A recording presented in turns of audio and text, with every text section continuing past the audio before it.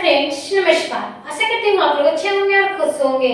आज रोशनी मैम फिर से विद्यार्थी अकेडमी 2.0 पे आप लोगों को बीएड से संबंधित वीवीआई क्वेश्चन लेकर आ चुकी है। तो आज मैं आप लोगों को कौन से विषय से, कौन से कोर्स से और कौन से क्वेश्चन लेकर आ चुकी हूँ, मैं ये सारी डिटेल आप लोगों को इस वीडियो में दूंगी। उससे पहले आप लोगों ने क्लास को ज्वाइन नहीं किया है तो जल्दी जाइए क्लास को ज्वाइन कर लीजिए और इस क्लास को लाइक कर लीजिएगा। और आप लोग किस यूनिवर्सिटी से हैं ये जरूरी हमारे कमेंट बॉक्स में जरूर ही बताइएगा। तो आज मैं आप लोगों को बताने वाली हूँ जिनका सेशन यानी जो बीएड फर्स्ट ईयर में एडमिशन करा चुके हैं, जिनका सेशन क्या है 26 से 28 या 25 से 27, यानी उन सारे स्टूडेंट के लिए मैं आप लोगों को लेके आ रही हूँ कोर्स 6 यानी जेंडर स्कूल इज सेक्रेटरी। यानी आप लोगों को क्या बताने वाली हूँ, लिंग, विद्यालय और समाज के बारे में। तो आज आप लोगों को छठा किताब यानी कोर्स 6 पढ़ाई जाएगी आप लोगों को। उसमें आप लोगों को एक क्वेश्चन रहेगा। आप लोगों को आज दूसरा क्लास हो रहा है, यानी एक ही क्वेश्चन मैं आप लोगों को रोज करा रही हूँ, क्योंकि आप लोग इस तरीके से बढ़िया तरीके से सीखे, समझे और अच्छे से जाके एग्जाम सेंटर में लिखें। इसीलिए मैं आप लोगों को एग्जाम कॉपी में बढ़िया तरीके से दिखे हर एक अपडेट देना चाहती हूँ, जो आप लोगों को एग्जाम में नंबर आने से कोई भी नहीं काटेगा। इसीलिए चलिए हम लोग बढ़ते हैं। जो क्वेश्चन है वीवीआई क्वेश्चन, जो आप लोगों को आज महत्वपूर्ण क्वेश्चन पूछी जाएगी, वो भी जेंडर स्कूल इज सेक्रेटरी से। तो हम लोग चलते हैं क्वेश्चन की ओर। आप लोग हमारे क्लास को ज्वाइन करते रहिएगा और क्वेश्चन पे ध्यान दीजिएगा। चलिए, आप लोगों का क्वेश्चन क्या है, तो आप लोगों के सामने क्वेश्चन क्या प्रस्तुत की गई है। पितृसत्ता क्या है, प्रकार, विशेषताएं, दोष, पितृसत्तात्मक समाज में महिलाओं की क्या स्थिति है।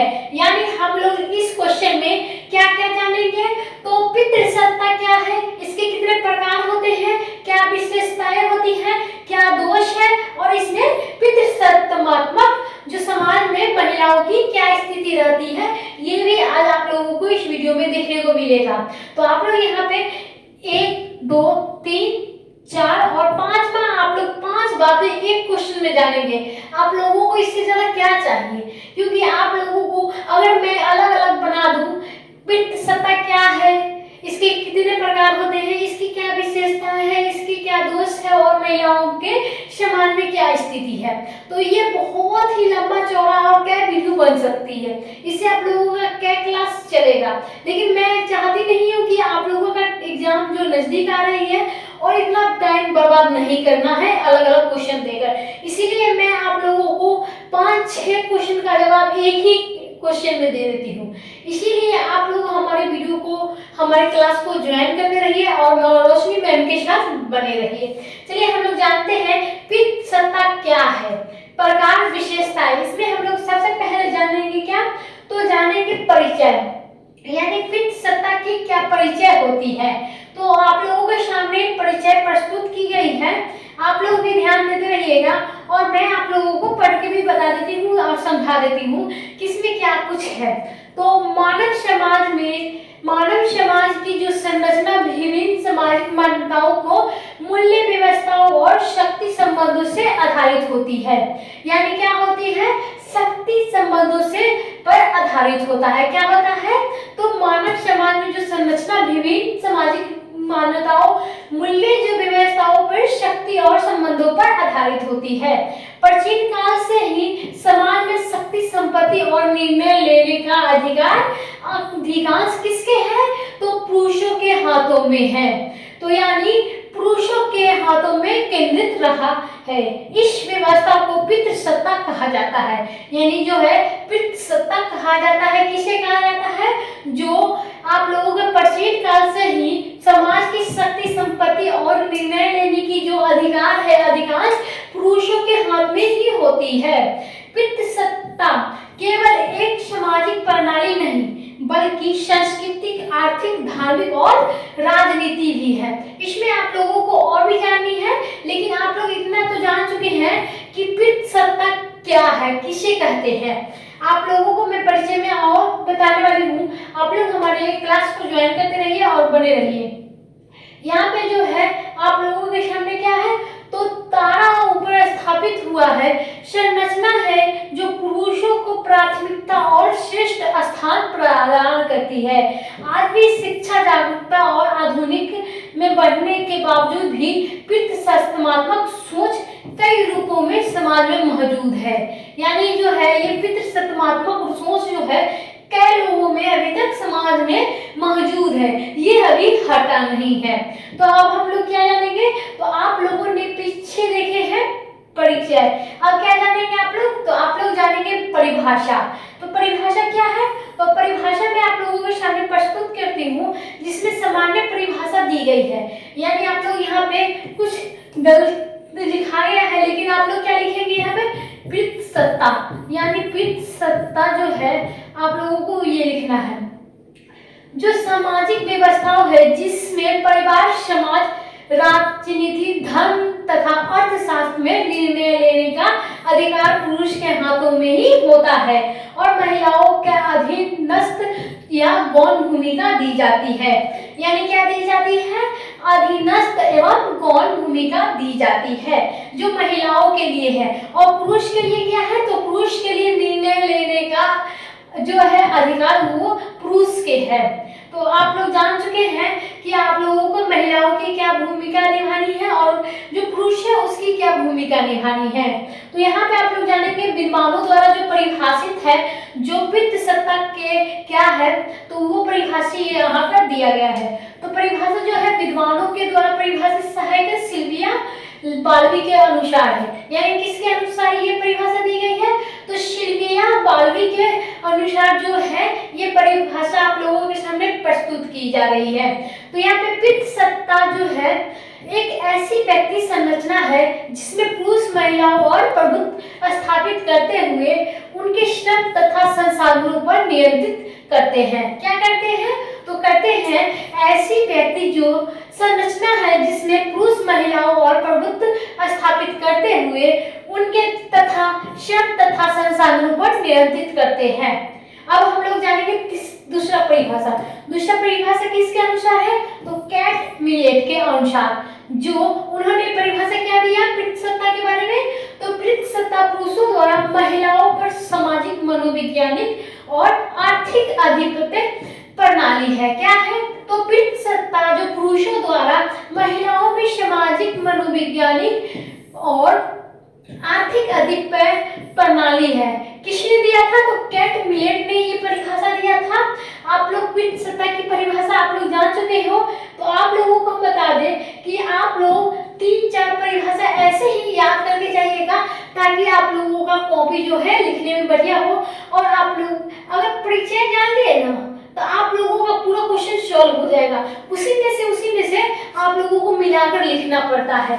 तो आप लोग अपने मन से भी लिख सकते हो। और मैं आप लोगों को बता दूं, ये जो क्लास अगर बताई जा रही है, अगर आप लोग ये क्लास को ज्वाइन कर रहे हैं तो आप लोग इसे ही फॉलो करें और वहाँ पे इसी को ही लिखें, ताकि बढ़िया तरीके से आप लोगों का कॉपी भी लगे और आंसर भी आप लोगों का एक भी गलत ना हो। लर्नर के अनुसार, यानी लर्नर ने क्या परिभाषा दी है उनके अनुसार। तो आप लोग इस क्लास को ज्वाइन करते रहिएगा, हमारे वीडियो को लाइक, शेयर, कमेंट करते रहिएगा।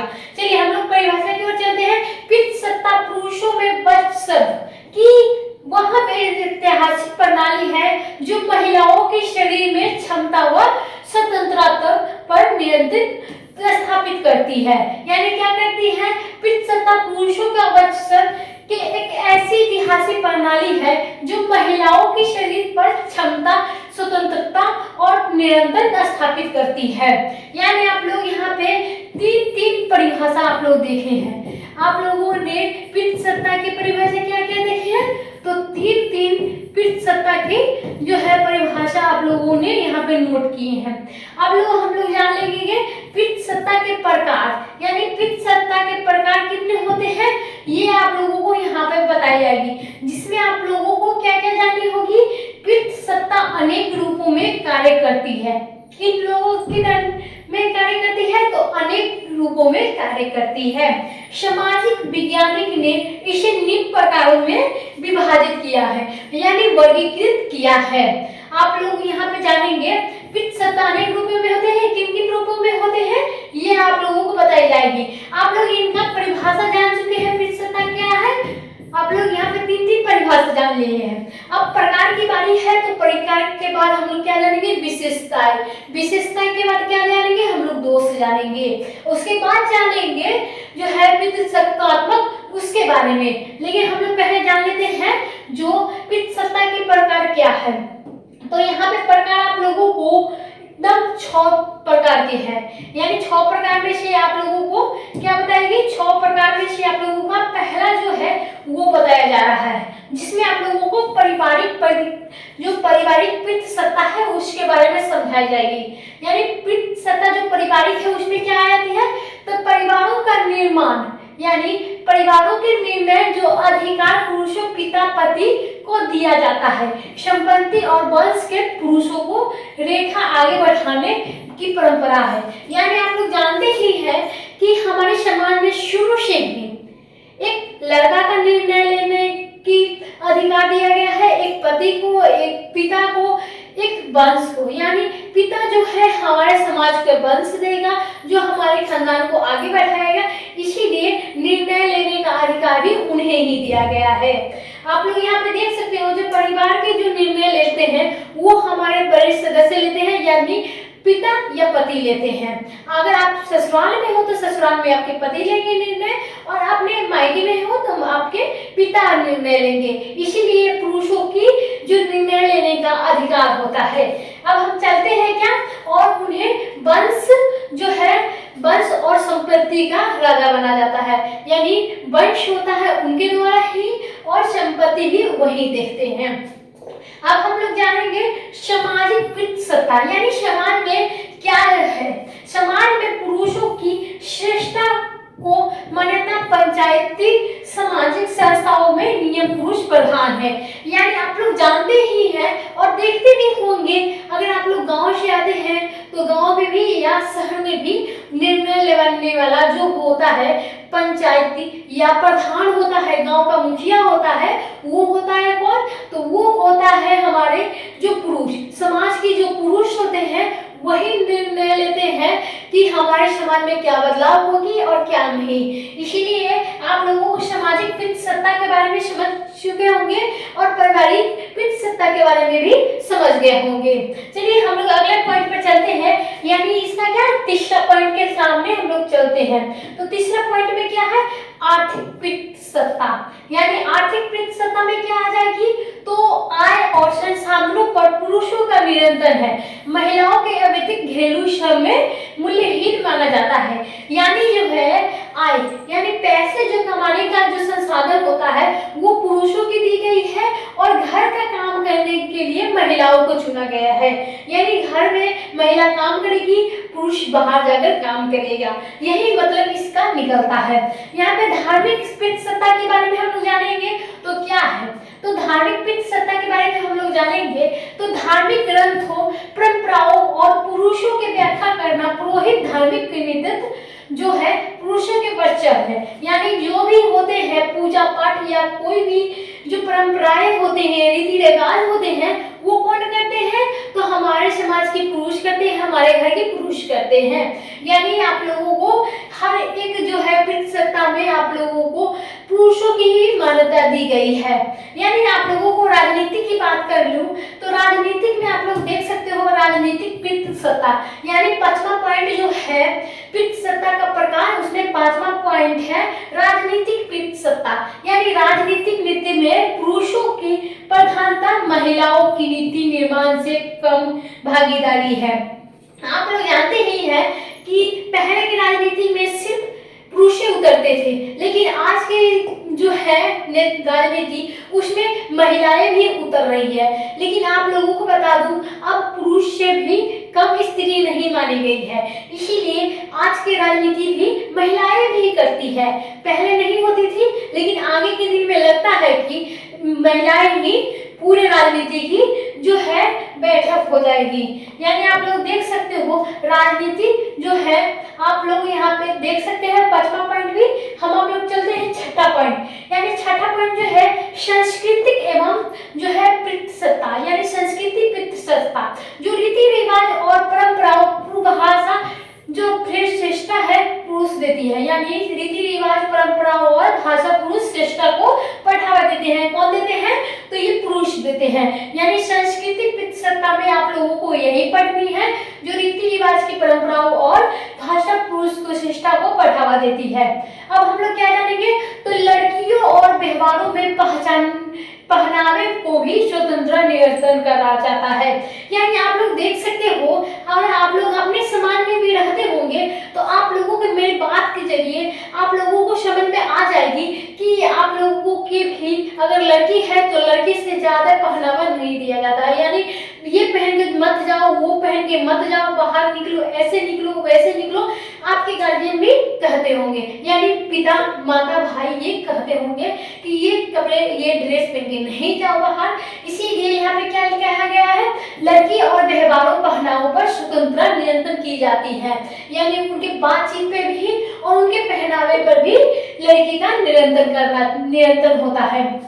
पितृसत्ता की प्रमुख विशेषता आप लोगों को क्या मैं बताई हूँ, तो पितृसत्ता क्या है उसकी प्रकार आप लोगों को समझा दी हूँ। अब आप लोग जानेंगे विशेषता है। लेकिन आप लोगों ने अभी तक हमारे क्लास को ज्वाइन नहीं किया तो जल्दी जाइए ज्वाइन कीजिए। आप लोग सब्सक्राइब बटन दबा लीजिएगा, यानी बेल आइकन आप लोग दबाइएगा तो आप लोगों को जाकर जो है नोटिफिकेशन चला जाएगा। आप लोग इससे जल्दी आप लोग हमारे क्लास में ज्वाइन कर सकते हैं। चलिए अब हम चलते हैं, इसमें भी कई पार्टें हैं। पितृसत्ता की प्रमुख विशेषता भी किस प्रकार है विभाजित हुई है ये भी बता देते हैं। इसमें भी आप लोगों को बता दूं 10 ऐसे हैं प्रकार जो प्रमुख विशेषता में विभाजित की गई है। आप लोगों को पहला पॉइंट मैं बताने जा रही हूँ अभी, तो पुरुष वर्चस्व, यानी हर क्षेत्र में पुरुष की प्रमुख स्थान है। यानी क्या है, हर क्षेत्र में पुरुष की प्रमुख स्थान है। क्या है, तो पुरुष वर्चस्व। यानी दूसरा पॉइंट क्या है, संपत्ति पर पुरुषों का अधिकार। यानी संपत्ति पर जो पुरुषों के अधिकार है वो क्या है, वंश और संपत्ति का उत्तराधिकारी पुरुष को ही दिया जाता है। यानी आप लोग जानते हैं कि संपत्ति पर हमेशा पुरुष का ही अधिकार होता है, यानी पिता बेटा पोता को ही ये हक होता है। लेकिन आप लोग जानते ही हैं कि अब संपत्ति में जो है वो बेटी का भी हक होने लगता है। यानी जो सुप्रीम कोर्ट है उसने अधिकार दे दिया है कि अब बेटी भी संपत्ति ले सकती है, और कुछ बेटियां हैं जो संपत्ति भी लेती हैं। यानी अब पुरुषों के साथ साथ यानी महिलाओं को भी संपत्ति पर अधिकार दे दिया गया है। यानी बराबर का पुरुष और महिला इसमें माना गया है। यानी जो संपत्ति और पुरुषों की अधिकार है इन्हें लड़का और लड़की दोनों को ही अधिकार दे दिया गया है। चलिए हम लोग चलते हैं तीसरा पॉइंट। तो तीसरा पॉइंट क्या है, तो लैंगिक भूमिका निर्धारण। यानी तीसरा पॉइंट जो है लैंगिक भूमिका का निर्धारण। यानी इसमें आप लोगों को लैंगिक के निर्धारण पुरुष और काम कमाना, यानी जो पुरुष होते हैं वो काम करने वाले होते हैं, यानी पैसा कमा के लाने वाले होते हैं बाहर से काम करके, और स्त्री का क्या काम है, तो स्त्री को गृहिणी माना जाता है, यानी घर के काम करने वाली समझा जाता है। यानी चौथा पॉइंट जो है आप लोगों के सामने महिलाओं को स्वतंत्रता पर नियंत्रण, यानी स्वतंत्रता पर जो महिलाओं का नियंत्रण है आप लोगों को देख सकते हो, शिक्षा पर है, रोजगार पर है, विवाह पर है, घूमने फिरने में तक नियंत्रण किया जाता है। आप लोग जानते ही हैं अगर आप एक महिला हो तो शिक्षा आगे में नहीं की जाती है। अगर आप लोग बीए ग्रेजुएशन पास कर चुके हो तो वही है, ज्यादा से ज्यादा हो सकता है तो आज के जमाने में नौकरी कर लेती है कुछ लड़कियां। लेकिन अभी भी हमारे समाज में ऐसे लोग हैं जो बेटियों को छूट नहीं देते हैं। जैसे कि आप लोग समझ सकते हो कि आप अपने ही समाज में रहकर देख सकते हो या अपने ही परिवार में देख सकते हो कि हमारे परिवार में क्या लड़कियों को छूट दी जाती है या हमारे समाज में लड़कियों को छूट दी जाती है। यानी शिक्षा अगर कर ही लेती है कोई दिक्कत नहीं है, करा देते हैं। लेकिन बात जब रोजगार की आ जाती है तो रोजगार नहीं करनी है, उस देश में नहीं जाना, उस राज्य में नहीं जाना, वो जिले में नहीं जाने हैं, ऐसी बात हो जाती है। क्या कहेगा लोग कि ये लड़की रोजगार कर रही है। इसीलिए आप लोगों को विवाह करा दिया जाता है और घूमने फिरने पर भी रोक दिया जाता है। यानी कि आप लोगों को भी नियंत्रण होता है, यानी घूमने फिरने पर भी नियंत्रण होता है। इसी को कहते हैं महिलाओं का स्वतंत्रता पर नियंत्रण। अब हम लोग जानेंगे पांचवा पॉइंट, लिंग पर आधारित असमानता। लिंग पे असामिल जो है आधारित असमानता पे हम लोग बात करेंगे। ऑफिशियल अधिकार और प्रतिष्ठा में पुरुषों महिलाओं का भेद, यानी जो है आप लोगों के सामने क्या है, लिंग पर आधारित जो असमानता है, ऑफिशियल अधिकारों पर प्रतिष्ठा पर पुरुषों की महिलाओं में भेद, यानी आप लोग जॉब करते होंगे तो लड़की लड़का में भी भेद होती है, हर चीज में आजकल भेदभाव चल रही है। इसीलिए आप लोगों को बता दूं कि आप लोग लड़की लड़का में भेद ना करें और आप लोग उसे भी दोनों तरीके से आगे बढ़ाएं, यानी आपके पास लड़का है या लड़की है, आप लोग दोनों को ही पढ़ाएं और दोनों में भेदभाव बिल्कुल ना करें। चलिए हम लोग चलते हैं छठे पॉइंट पे। तो छठा पॉइंट क्या है, अवैतनिक श्रम, यानी अवैतनिक श्रम का शोषण, यानी आप लोगों को यहाँ पे बताया जाता है, यहाँ पे महिलाएं के बारे में है जो घरेलू कार्य का महत्व नहीं देते हैं। क्या कहते हैं पुरुष, तुम्हें क्या काम है, तुम्हारे घर में क्या काम रहता है, कुछ नहीं होता है घरेलू काम में, ऐसे ही चुटकी बजाते ही सारा काम हो जाता है। लेकिन आप लोगों को ये नहीं पता है कि जो लड़कियां घर में काम करती है बस उन्हें ही पता होगा कि घर में कितना सारा काम करना पड़ता है। मैं खुद ही बात बता दूं आप लोगों के सामने, मैं टीचर हूँ, आप लोगों को पढ़ाती हूँ, लेकिन ऐसा नहीं कि मैं बस आप लोगों को दिन भर पढ़ाती रहती हूँ, ऐसा नहीं कि मेरा एक टाइम टेबल है जिससे मैं आप लोगों को क्लास कराती हूँ और उसके साथ साथ मैं अपने घर का भी काम करती हूँ, अपने बच्चे को भी संभालती हूँ। इसीलिए आप लोगों जो है इन्होंने कहा अवैतनिक जो श्रम शोषण है वो नहीं होनी चाहिए, यानी घरेलू जो कार्य है उसका महत्व नहीं दिया जाता है। लेकिन आप लोगों को यहाँ पे यही बताया जाएगा जो घरेलू कार्य है उसका महत्व नहीं देते हैं। लेकिन सातवां पॉइंट क्या है, सामाजिक मान्यता का समर्थन, यानी सामाजिक जो मान्यता का समर्थन क्या होता है, लोक कथाएं परंपराएं कहावतें पुरुष प्रधानता दर्शाते हैं, यानी क्या कहते हैं सामाजिक मान्यता का समर्थन, तो लोक कथाएं परंपराएं कहावतें पुरुष प्रधानता को दर्शाते हैं। यानी आठवां पॉइंट आप लोगों के सामने है, निर्णय निर्माण पुरुष शक्ति, यानी निर्णय निर्माण जो है पुरुष की शक्ति, परिवार में समाज में पुरुषों की अंतिम निर्णय करता है। यानी जो आप लोगों को बता दिया जाए तो आपके परिवार में आपके समाज में जो भी पुरुष कह दिया वो अंतिम बात हो गई या अंतिम निर्णय हो गई। इससे ज्यादा कितने भी महिलाएं कुछ भी बोल दे उससे बात से किसी को फर्क नहीं पड़ने वाला है। यानी जो पुरुष है वो उन्होंने निर्णय ले लिया है कि ये काम होगा तो होगा। चलिए आप लोग समझ चुके होंगे निर्णय निर्माण में पुरुषों की शक्ति क्या होती है। अब हम लोग जानेंगे महिलाओं के शरीर पर नियंत्रण, यानी आप लोगों को यहाँ पे क्या है, जो महिलाओं के शरीर पर नियंत्रण क्या, प्रजनन विवाह शारीरिक स्वतंत्रता पर प्रभाव, यानी जो है, यानी आप लोगों को यहाँ पे गलत लिखा गया है, यहाँ पे हो जाएगा प्रभाव दिया, यानी जो है आप लोगों को समझ में आ जाएगी महिलाओं शरीर पर नियंत्रण क्या है, प्रजनन विवाह शारीरिक स्वतंत्रता पर दिया। यानी 10वां पॉइंट जो आप लोगों का है लास्ट, यानी विशेषता में आप लोगों को लास्ट पॉइंट है जो आप लोगों को समझाई जाएगी।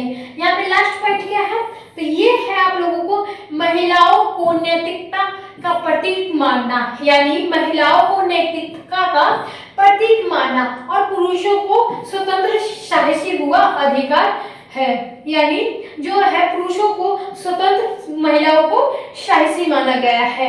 आप लोग विशेषता में समझ चुके होंगे और विशेषता में आप लोगों को क्या समझनी है, तो आप लोगों को जाननी है पितृ दोष क्या होती है, यानी पितृ सत्ता जो है दोष क्या होती है। इसके बाद आप लोगों को जाननी होगी पितृसत्तात्मक, यानी आप लोग यहाँ पे ये जान लें, उसके बाद आप लोगों को ये बतलाई जाएगी। यहाँ पे जो दोष है पितृसत्ता का दोष क्या है, तो यहाँ भी 4-5 आप लोगों को 6 पार्टों में विभाजित किया गया है। यानी कौन कौन से हैं मैं एक एक करके सारे को समझाऊंगी और सारे को बताऊंगी। आप लोग कंफ्यूज नहीं होइएगा, अगर कंफ्यूज होइएगा तो हमारे वीडियो में कमेंट कीजिएगा कि आप लोग कंफ्यूज हो रहे हैं। मैम आप धीरे धीरे पढ़ाइए या जल्दी जल्दी पढ़ाइए, इसमें आप लोगों को कोई भी दिक्कत ना हो तो आप लोग बता सकते हो। चलिए हम लोग अब जानते हैं पितृसत्ता के दोष, यानी पहला पॉइंट क्या हो जाएगा, तो महिला उत्पीड़न का हिस्सा, यानी महिलाओं को उत्पीड़न और हिंसा, घरेलू हिंसा, दहेज प्रथा, महिला भ्रूण हत्या और यौन शोषण बढ़ता है। यानी आप लोग जानते हैं कि मतलब घर में भी इतनी काम होती है उससे भी तबाह हो जाती है, उसके बाद हिंसा जो होता है या लड़ाई उसके कारण भी दहेज प्रथा अगर नहीं हुआ तो दहेज के कारण भी उन्हें ताना मारा जाएगा। उसके साथ भ्रूण हत्या, यानी आप लोग जानते हैं कि अगर बेटी है तो उसे भ्रूण हत्या कहलाता है। और यौन शोषण तो बढ़ता ही है आज के जमाने में बहुत ज्यादा, तो इससे तो हम कुछ कह नहीं सकते। महिलाओं का उत्पीड़न और हिंसा क्या है, चलिए हम लोग दूसरा पॉइंट पढ़ते हैं, महिलाओं शिक्षा का बधाई भेंट, यानी जो है महिलाओं की शिक्षा में बाधा, यानी बाधा जो है आप लोगों को जो है आप लोगों की पितृसत्ता की पढ़ाई जो कम महत्व दिया जाता है और जल्दी विवाह कर दिया जाता है, यानी लड़की की कम पढ़ाई जाती है और उसको जो है जल्दी विवाह कर दिया जाता है। अब लोग हम चलते हैं तीसरे पॉइंट पर। तीसरा पॉइंट क्या है, आर्थिक और असमानता, यानी आर्थिक और असमानता के बारे में हम लोग जानेंगे। महिलाओं को कम वेतन, रोजगार के कम अवसर, यानी महिलाओं को कम वेतन पे रखा जाता है और उसे कम रोजगार भी मिलते हैं। आप लोग यहाँ पे चौथा जो है, यानी निर्णय लेने के अधिकार छीनना, यानी निर्णय लेने का अधिकार जो भी होता है वो भी महिलाओं से छीन लिया जाता है, यानी विवाह, कैरियर, शिक्षा, परिवार संबंधी निर्णय पुरुष ही लेते हैं। या आप लोग समझ सकते हो, निर्णय लेने का अधिकार सिर्फ पुरुषों के लिए है, क्या महिलाएं नहीं ले सकती?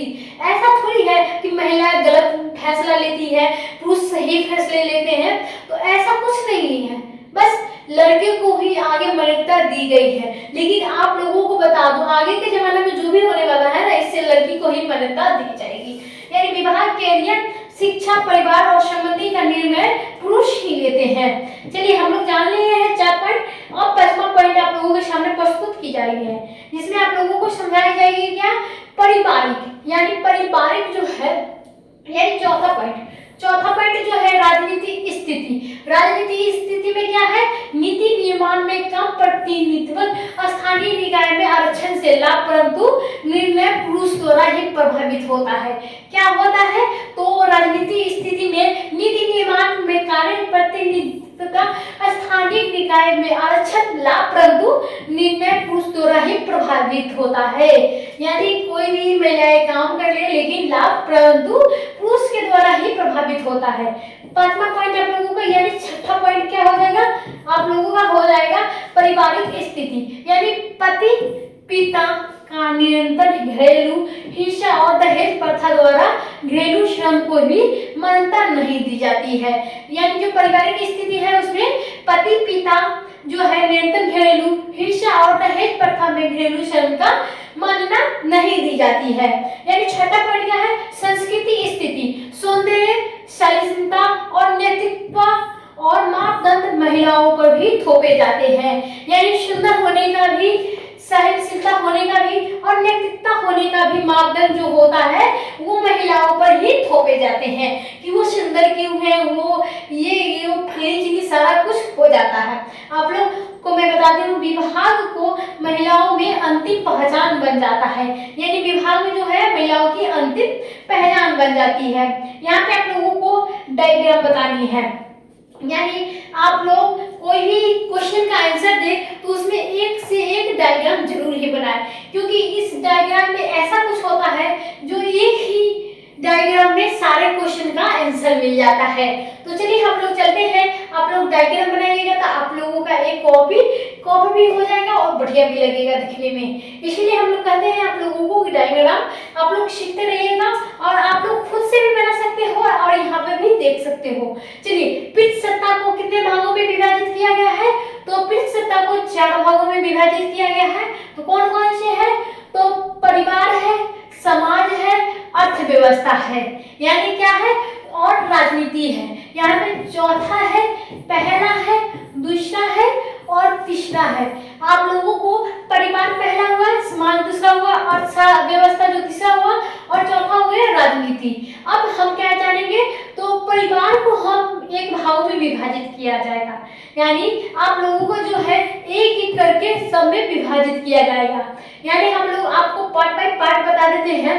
यहाँ पे परिवार को महिलाओं में भूमिका दिखाई गई है, समाज में क्या दिखाई गई है, लैंगिक भेदभाव, और अर्थव्यवस्था में क्या गई है, तो संसाधन नियंत्रण, और राजनीति में क्या दिखाया गया है, निर्णय शक्ति। यानी आप लोगों का यहाँ पे जो है और वहां पे आप लोगों को दिखाया गया है, यानी ये जो है कवर आप लोगों को इसमें है, राजनीति को निर्णय शक्ति में विभाजित किया गया है। महिलाओं की स्थिति क्या, तो कम अधिकार, कम स्वतंत्रता और असमानता। यानी आप लोग समझ चुके होंगे कि महिलाओं की जो स्थिति होती है वो क्या होती है, कम अधिकार होता है, कम स्वतंत्रता मिलती है उसकी, और असमानता मिलती है। आप लोगों को डायग्राम बढ़िया लगा हो तो हमारे वीडियो को लाइक कर दीजिएगा और कमेंट कर लीजिएगा कि आपका डायग्राम बढ़िया दिख रहा है। चलिए हम लोग अब अंतिम और लास्ट क्या चलेंगे, तो अंतिम और लास्ट हम लोग क्वेश्चन पे चलेंगे, निष्कर्ष। अगर आप लोग निष्कर्ष नहीं लिखते हैं तो आपका 5 से 10 नंबर कट सकता है, इसीलिए निष्कर्ष में आप लोगों को निष्कर्ष तो लिखना ही होगा। अगर आप लोग निष्कर्ष नहीं लिखते हैं तो आपका जो है नंबर कट भी सकता है। चलिए हम लोग चलते हैं निष्कर्ष में क्या है, तो पितृसत्ता एक ऐसी सामाजिक व्यवस्था है जिसने सदियों से पुरुषों की विशेष अधिकार ही और महिलाओं को अधीनस्थ स्थितियों प्रदान की है। यह व्यवस्था समाज में संस्कृति, धर्म, राजनीति, संस्कृति और अर्थव्यवस्था में गहराई से जुड़े जमा हुआ है। यानी आधुनिक शिक्षा में कानून और संवैधानिक प्रावधानों के बावजूद लैंगिक असमानता अभी भी विद्यमान समाज की जो है समानता पर न्याय के मार्ग को आगे बढ़ाने के लिए जो है आवश्यकता है। यानी क्या है, जो पितृसत्ता में निष्कर्ष दी गई है वो क्या है, पितृसत्ता एक ऐसी सामाजिक व्यवस्था है जिसमें सदियों से पुरुषों को विशेष अधिकार और महिलाओं को अधीनस्थ स्थितियों प्रदान किए हैं। यह एक ऐसी व्यवस्था समाज जो संस्कृति और धर्म, राजनीति और अर्थव्यवस्था की गहराई जुड़ी है, जमा हुई है। आधुनिक शिक्षा में कानून संवैधानिक प्रावधानों में बावजूद लैंगिक असमानता अभी भी विद्यमान समाज की समानताओं पर न्याय के मार्ग पर आगे बढ़ाने के लिए आवश्यकता है। यानी आप लोग निष्कर्ष में बस इतना ही नहीं जानकारी है, आप लोगों के आगे भी जानकारी है जिसमें आप लोगों को इस प्रकार पढ़नी है। इस प्रकार से पहले आप लोगों को महिलाओं की जो शिक्षा, रोजगार और निर्णय लेने का अधिकार जो मिले, कि पितृसत्ता की सोच का क्रिटिकल विश्लेषण हो, परिवार में समाज अवसर प्रदान किया जाए, पुरुष और महिला दोनों को ही मिलकर लैंगिक समता का दिशा प्रयास करें। यानी इसमें बताया गया है कि महिला और पुरुष को ही दोनों को जो सोचने और समझने की जो शक्ति है उसे दिशा का प्रयास करें। इस प्रकार में हम लोग क्या जानेंगे, तो इस प्रकार में हम लोग जानेंगे इस प्रकार पितृसत्ता का उन्मूल्य केवल महिलाओं को प्रश्न नहीं बल्कि संपूर्ण समाज से मानवीय विकास का आवश्यकता है। यानी जो है केवल महिलाओं को ही प्रश्न की जरूरत नहीं है, ये सारे समाज की भी आवश्यकता है।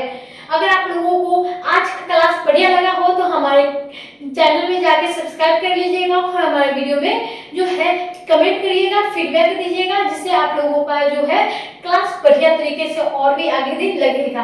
तो चलिए आज के बस इतना ही। आज की क्लास में बस आप लोगों को बीएड से फर्स्ट ईयर से रिलेटिव सारी बात बताई गई है, जिसमें पितृसत्ता क्या है, इसके प्रकार क्या है, इसकी विशेषता क्या है, इसके दोष क्या है और इसकी क्या आवश्यकता है समाज में हमारे। तो ये सारी जो बातें हैं आप लोगों को एक ही वीडियो में बताई दी गई है। आप लोग ये कोर्स जल्दी तैयार कीजिएगा। अगर आप लोगों को कोई भी पीडीएफ लेना है तो हमारे टेलीग्राम पे ज्वाइन करिएगा। तब तक के लिए धन्यवाद।